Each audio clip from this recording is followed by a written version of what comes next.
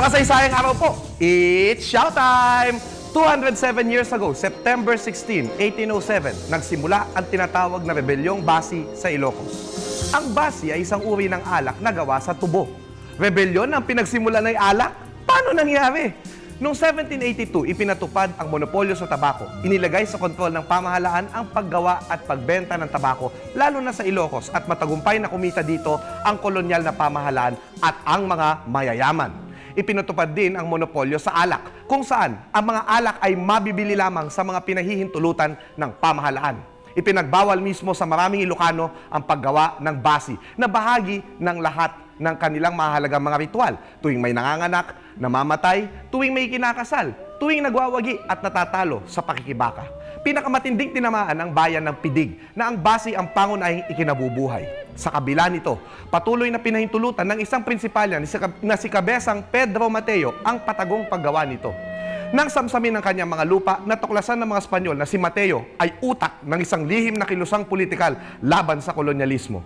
Dahil kahihiyan sa pamahalaang kolonyal kung saan bahagi si Mateo, hindi kinilala ng mga Espanyol na siya pala ang utak ng namumuong rebelyon.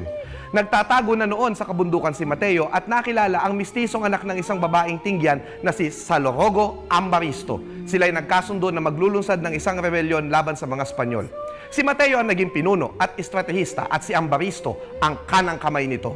Mula 1805 hanggang 1806, nagkaroon ng tagutom at krisis sa bigas. Kaya mas nakahikayat sila ng mga taong sasama sa kanila sa kabundukan, kabilang na ang 40 mga sundalo na dala-dala ang ilang mga armas. Matapos ang 2 buwang paghahanda, noong September 16, 1807, sinalakay ng mga rebelde ang bayan ng Sarat. Sinunog ang estanko o tindahan ng pamahalaan, pinatay ang ilang mga Espanyol at nagtangkang sunugin ang bahay ng sino mang hindi sasama sa rebelyon. Sa loob ng 1 linggo, tuluyan na nakuha ni Mateo at ng iba niyang mga kasama ang bayan ng Sarat, San Nicolas, Paway, Lawag, Batak at Badok. Ang kanilang malaking puwersa at ang kanilang rebelyon na ikinasindak ng mga Espanyol ay dinokumento ng Indyong magsasaka na si Esteban Pichay Villanueva noong 1821 sa pamamagitan ng 14 na paintings na ito. Sa kanilang paglalakbay patungong Vigan, nakahikayat pa sila ng mas maraming sasama sa rebelyon. Sigaw nila pa Vigan, palayasin ng mga Espanyol. Matapos ang Vigan, maaari na silang tumungo sa Maynila at pabagsakin ng Espanya sa Pilipinas.